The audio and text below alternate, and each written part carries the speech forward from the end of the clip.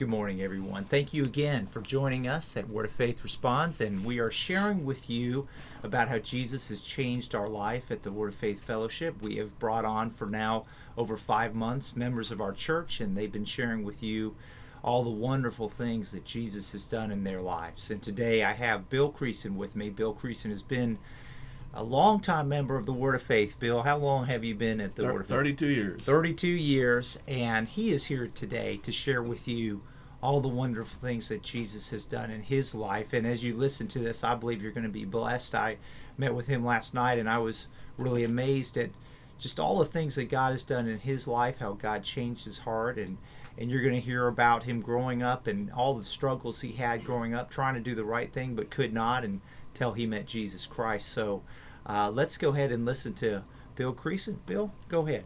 Thank you, Mark. Jim, I want to thank you for the opportunity to be able to come here and express the goodness that God has shown me in my life, and I want to welcome the viewers this morning. Good morning. Like Mark said, my name is Bill Creason. I've been a science teacher at the Word of Faith for 18 years. I've been a member of the church for 32. I moved here in the North Carolina area about 1985.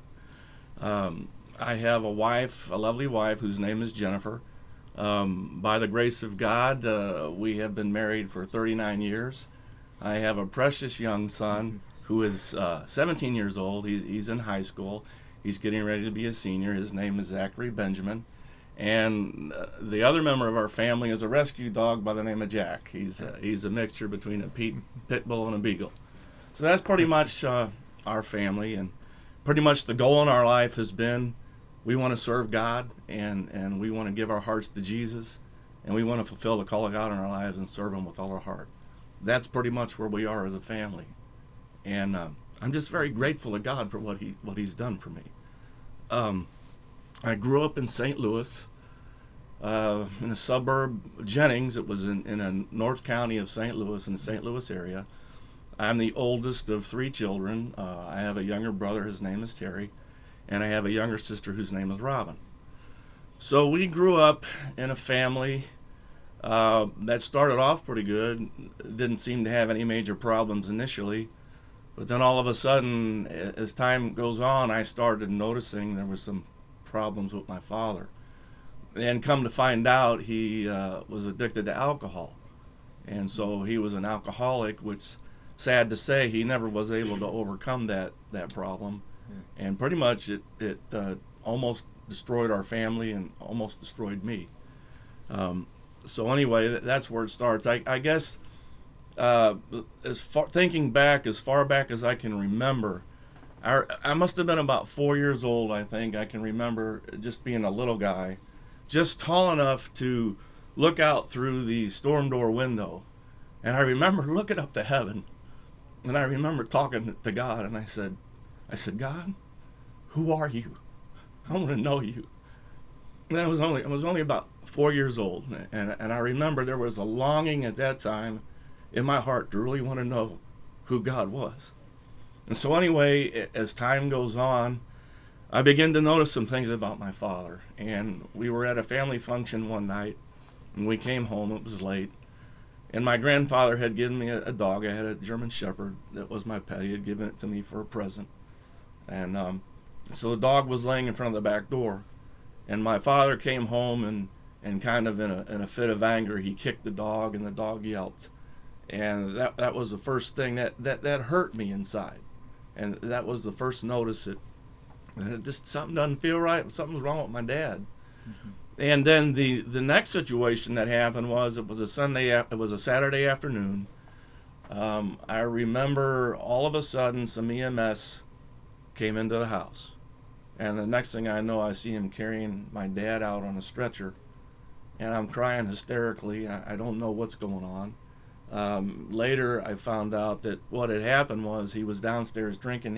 He was a furniture refinisher, so between the smells of all the lacquer and everything he was doing, he was down there drinking, and with the combination of all the fumes and that, I guess he'd passed out, and my mother didn't know what to do, so she called an ambulance. So the ambulance came by, and they carried him out of the house. So here's another kind of a wedge or something that went in on the inside of me that wounded me and hurt me, because children on the inside, they love their parents, and I loved my parents, and I wasn't sure what was going on at that point in time. So anyway, I got through that. So time goes on. More struggles happen. There's always problems between my father and my mother. We never could go to any kind of a family function and enjoy it, and it built bitterness and resentment in my heart against my dad about all that. But the next incident that I remember, I was in my junior high school years. I was in bed sleeping, and I remember waking up. I heard this commotion going on downstairs. So I walked downstairs and I went in the kitchen, and I sat down, and my mother and my father were having a fight. And I saw my dad hit my mom, and I saw my mom hit my dad. And then my dad hit her back. And then my mother says, she pulls out this butcher knife and she says, "You hit me again, I'm going to kill you." So here we are again. There's another thing that, like, it penetrated me and put a deep wound on the inside of me. I never knew who to talk to about these kind of things. I never knew how to express, how to get help with it. So time goes on. I get older, and now I'm in my high school years. The next incident that happens, my mother and father are going at it again. And this time I'm a little older. I never showed any disrespect to my father. I never talked back to him. Actually, I did respect him. And I had to step between my father and my mother. I got my baseball bat out, and I stood between my father and my mother, and I wasn't going to let him hit her again. And so as far as I can remember, I think that was the last time any of those kind of situations ever transpired. So time goes on, and I make it to high school, still full of a lot of wounds and hurts and bruises and bitterness and resentment at the way things were going in my family. And at age 15, I think it was coming out of my freshman year, going into my sophomore year in high school, I got involved in a relationship with a young lady that was not a good situation. So pretty much from the age of 15 to 18, we were in this relationship. It was not a good thing. We gave to all kinds of sin, doing all kinds of things we shouldn't have been doing. I had a car at the age of 15. I got my driver's license at 16. So by this time, all parental authority structure was gone. My mother was working 2 jobs to try to support me and my brother and my sister. They had gotten divorced about this time. And so basically, from the age of 15 on, we kind of had to raise ourselves. And so I thought I was finding in this relationship something to fill that void. But in reality, the only thing that ever fills any kind of a void is Jesus. That's the only thing that's going to make people happy. So pretty much my high school years were wasted. I never had the guidance and the structure that I should have had.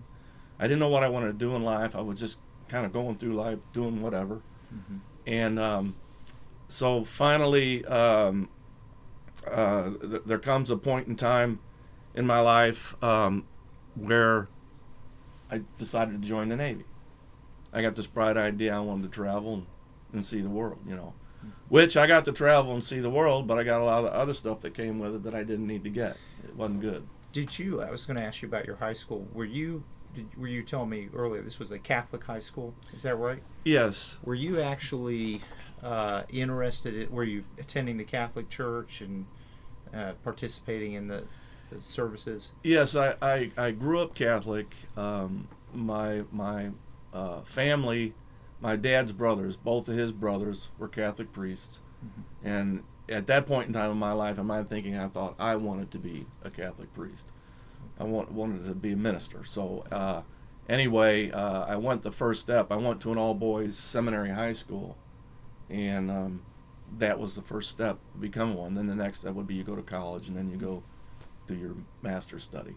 Okay. So anyway, during that time, I was living a double life. There was a part in me that wanted God, but then there was a part of me that was running around giving all kinds of sin. My parents didn't know what I was doing half the time. Her parents didn't know what we were doing half the time. It was just a total mess. Yeah.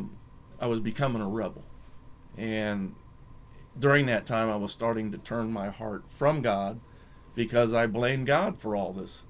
I couldn't understand why, having two ministers in the family, my father could never get help. Well, the truth of the matter is, my father never really wanted help, and he never was able to overcome his situation.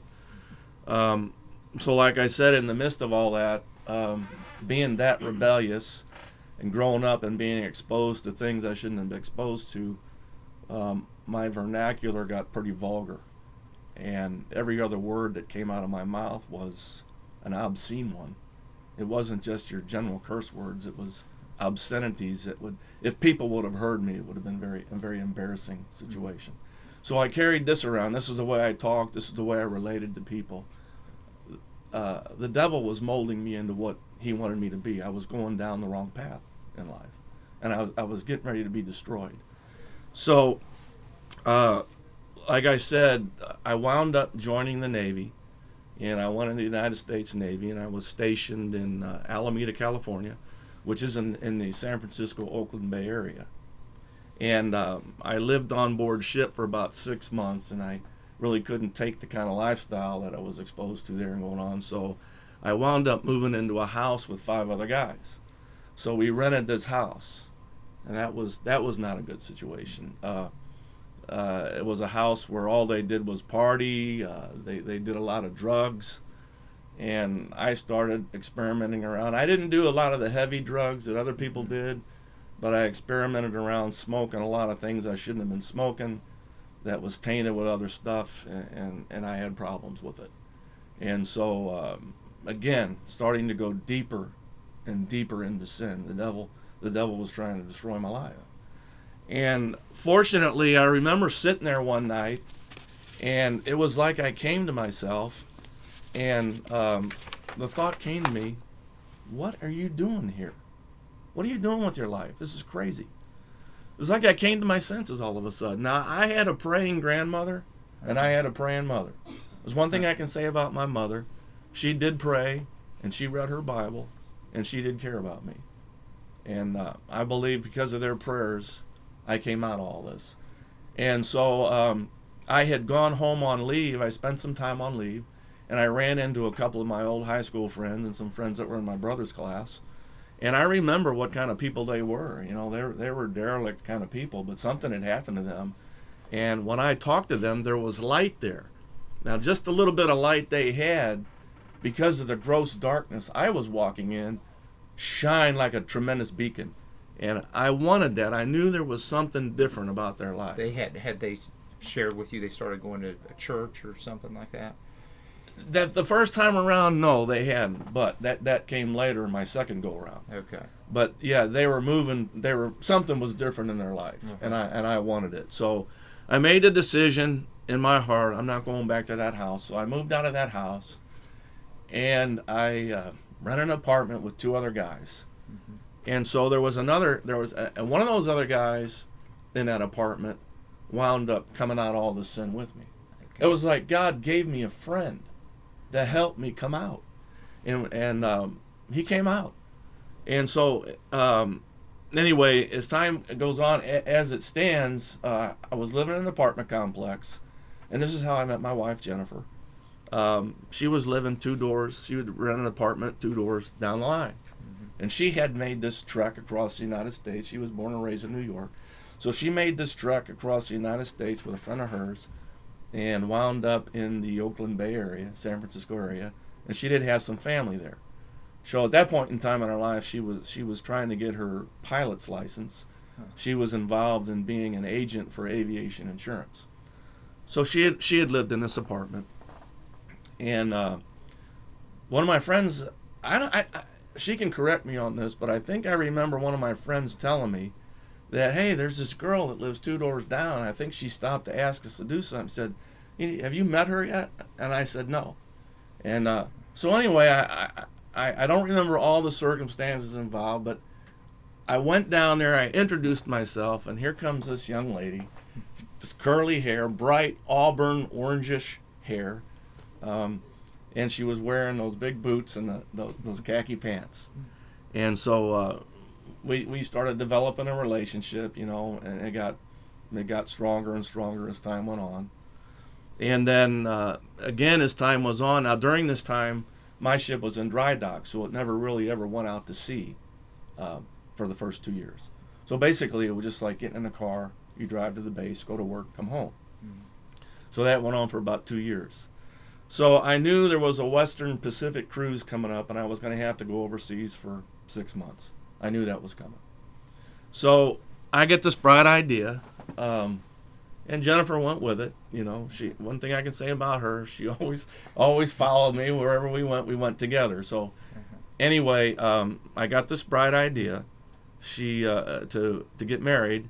And because I wanted Jennifer to be taken care of in case something happened to me. I didn't know what was gonna happen. So anyway, we get this bright idea and we go to Reno. We go to Reno, Nevada, and go into one of those wedding chapels there, I think, and we got married by a justice of the peace. I got one of my buddies there out of the service to come and be the witness, and he stood up for us. So Jennifer and I went to Reno, and we got married by a justice of the peace. Okay, again, here's another step of doing things your own way. Okay, no guidance. So we told the family, and it kind of rocked things. You know, her parents were staunch Catholics, and you know, my parents were rather disappointed. You know, at the time. So anyway, they wanted a church wedding, yes, and be a part of it. Yeah. You didn't tell them you were getting married. No, okay. We just sprung it on them. Right. You know, and it wasn't right. Mm-hmm. So anyway, I humbled myself, so we decided we're going to do this right.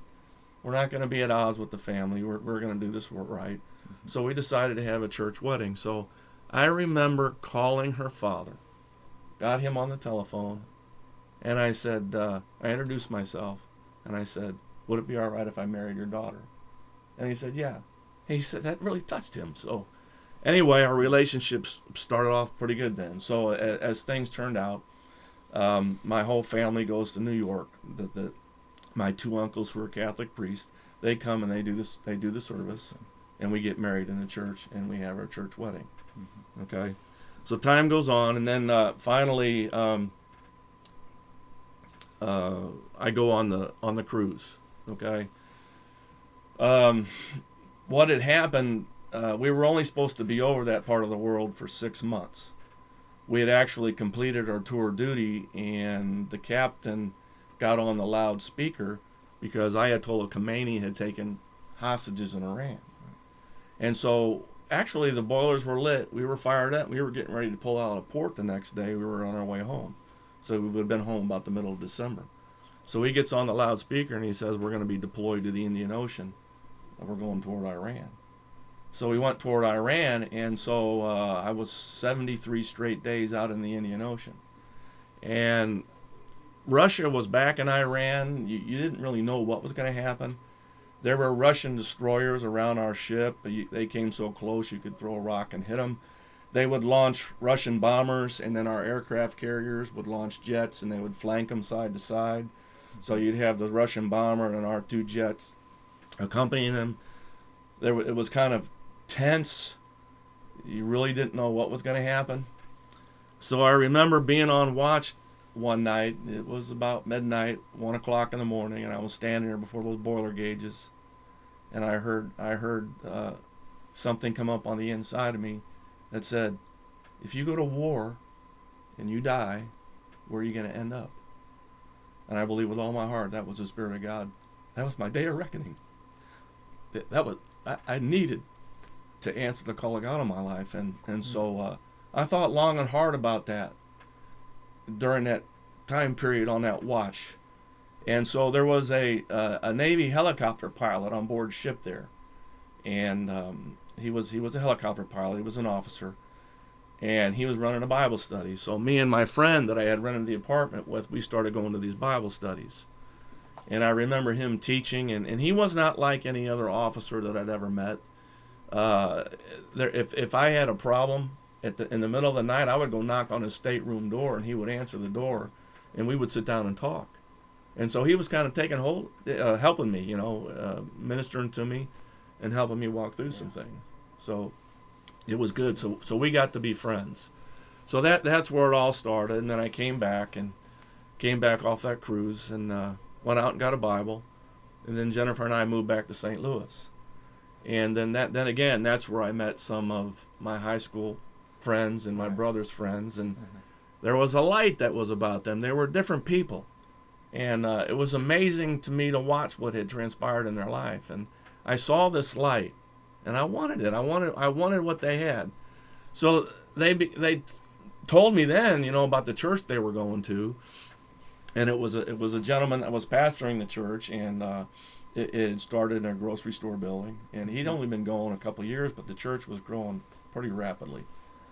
So I remember I went to a service there, and the first time I walked in, it's hard to describe what you feel. It's like I felt the peace of God. It was like the presence of God, and I felt love from the people there. It was like nothing I'd ever experienced before. And so I went to the service there. I enjoyed it. I was so excited about what God had done. And I went home, I told Jennifer about it, and I told some other friends about it. I told my brother, I told my sister, I told my parents, I told the guys that I was working with. I told a lot of people because I wanted them. I couldn't understand why somebody wouldn't want what I was getting. And I was really excited about it. So anyway, as time goes on, we all get together. It's myself, Jennifer, my brother. He wasn't married then. He was by himself. It's my sister. I think it was her husband, my sister's friend, his girlfriend, and the gentleman that I was working with at the boiler house and his wife. And so we all went to this service. So we sat in the back row. And we're sitting in the back row, and we experience the praise and worship. Again, I go into the church. I feel the presence of God. I feel peace. It felt good. I'd not felt that before. And so we go through the service, and then they give an altar call. And the most amazing thing is every one of us were in that back row. The whole back row stands up and goes to the back to talk to the counselors, And so we all went back there, and I got to talk to one of the men, and he prayed with me. And the most amazing thing happened to me after that. I had mentioned about how filthy my mouth was. Well, up until that point in time, I was convicted about all that, but I could not stop. I just couldn't stop. I tried to. It's like I could not stop doing it. Yeah. Well, when I left that service after praying with that man, I walked out of that church. Not another one of those words ever came out of my mouth again. That's great. It never. It was like God instantaneously delivered me from that, and it was a miracle. So we went on, and then we just started growing and serving God. And me and Jennifer kept pressing in, but it was like I couldn't get enough of God. I was going to 2 churches. I was going to service on Sunday. Was going to service on Tuesday, Wednesday. They had home fellowships on Friday. And I was just enjoying what God was doing. And it was so good just to be able to sit down at Denny's and have a meal with people and just fellowship and talk. And you didn't have all that bar atmosphere going on and all the drink and all the sin, all that mess. It just felt good. I mean, there is a life out there in God that you can experience, and it's a good life. Jesus wants us to be fulfilled and happy. Mm-hmm. That's His will for our life. And I was becoming that way. Things were changing. But as time went on, there comes a point in time where you've got to get deliverance and healing from the sin and the effects that the sin has done in your heart. And so Jennifer and I had moved back out to California. She was working with the children, and I was a youth pastor. You joined a church in California? Yes, in San Leandro. Okay. And actually, the pastor from the church I was going to in Florissant, Missouri, called him and said, "These are very faithful people, and so you're getting good people." He said he was telling them. So we established a relationship with him, and I remember praying one night. It was before the service, and I heard the Spirit of God say this to me, as clear as can be. And I remember it like it happened yesterday. He said, "I want you to move to North Carolina." I heard that. What? I want you to move to North Carolina. And so I carried it. Did you have any connections to North Carolina? Did you know anybody in North Carolina? I knew nobody in North Carolina. We had no family in North Carolina. We knew nothing about North Carolina. God just said, I want you to move to North Carolina. And I didn't tell my pastor for a couple months. I mean, this thing sat on me and sat on me and started welling up on the inside of me and welling up on the inside of me. Finally, I couldn't take it anymore. So finally, I went to him and I told him, I said, this is what God has spoken. And again, Jennifer, she just went right with it. Mm-hmm. So we packed up. But what I needed to tell was this. There was a church up in Hendersonville, North Carolina, that this particular lady was going to. Well, my pastor's pastor happened to be down at a service in Anderson, South Carolina, in a ministry there, and that he happened to hear that there was an availability, that these people were looking for somebody to come pastor them. So anyway, he came back and told us. So he came back and told my pastor about it, and so my pastor was telling me about it. So that was kind of the inroad to the vehicle that got us to come out here. So they took up an offering for us, laid hands on us, sent us out, and we wound up in North Carolina. I think it was in February of 1985. This is Hendersonville? Hendersonville. That's where we landed first. I think we lived in Saluda for about 6 months, and then Hendersonville for about a year. Mm-hmm. And then a member, it was a very dear friend of ours, Diane Farmer, was doing a Bible study, and I remember she called Jennifer and I think invited us to come to one of her Bible studies one time. And so we did, and then we actually came down to the church in October of '86 to a minister's seminar. This is was Diane going to the Word of Faith Fellowship? Yes, she was. Okay, so she invited you to. Yeah, she invited us to come. Yeah. Okay. And so we went to a minister's seminar there, and that was the first time I'd ever really experienced getting prayer. The first people that were so gracious enough to sit down with me was Douglas McDonald and Jane Calder. They're ministers in the church, and they sat down with me, and there were some other people that came around and prayed for me. And I remember after getting that prayer, something left me, and I felt different. There was something different about these people. You could look into their eyes, and you could see that they were genuine individuals. And when they talked to you, you felt a depth about them. And they could just reach out and take hold of you by the Spirit of God, just help you, just love you. And it was different than anything I'd ever experienced. So that's where it all started. And Jane wasn't there. She used to travel a lot. She wasn't there at that service. But later on, I met Sam and Jane, and they became like mom and dad, and love them dearly. And I don't care what these wicked people say about them. I know the truth about them. I know what they're about. They never did. They didn't know Jesus. Sam and Jane, they're fine people, and I'm proud to be associated with them. I'm proud to be a part of their life, and I'm grateful for what they've done for me, where they've helped me and my family, where they've helped Jennifer, and where they've helped my son Zachary. We're making it with God because of where they laid down their life and let Jesus do the work in their heart. And you were at the Hendersonville church, and at some point that church closed down, and you joined the Word of Faith Fellowship. Yes, yeah, it kind of fizzled out, and there was actually a woman in there that had sat. She, I think, had sat in one of Sam's classes in Rhema. And I think that's how she knew Sam and Jane, and she had gone to the church when they went there previously, and she actually told me that Sam and Jane were coming back into town. And as you shared, you've been a teacher at the Word of Faith Christian School. Did you say 18 years? 18 years, yes. A science teacher. Of course, you taught my daughter, and she loves being in your classes, and all the children. I've heard it over and over. They love Bill's science classes, and you do a great job. And so thank you for sharing, Bill. That was so powerful, how God touched your life. And it's amazing how you're in California and you hear the voice of God tell you, come to North Carolina. You don't know anybody, but that's what God does. When you submit to God and you ask God that you want His will in your life, it's amazing how He just picks you up and brings you where you need to be. And God wanted you to be here. He had this plan for your life, and what a blessing that you shared that. So we're out of time again, but you have heard another testimony about Jesus Christ and how He has worked in Bill's life, and it's just wonderful to know that Jesus will do this for all of us. What you heard today, where God loved Bill and God had His hand on him, that's what Jesus does for all of us. So I just want to encourage you today. Let Jesus lead and guide you, and I hope you have a great day.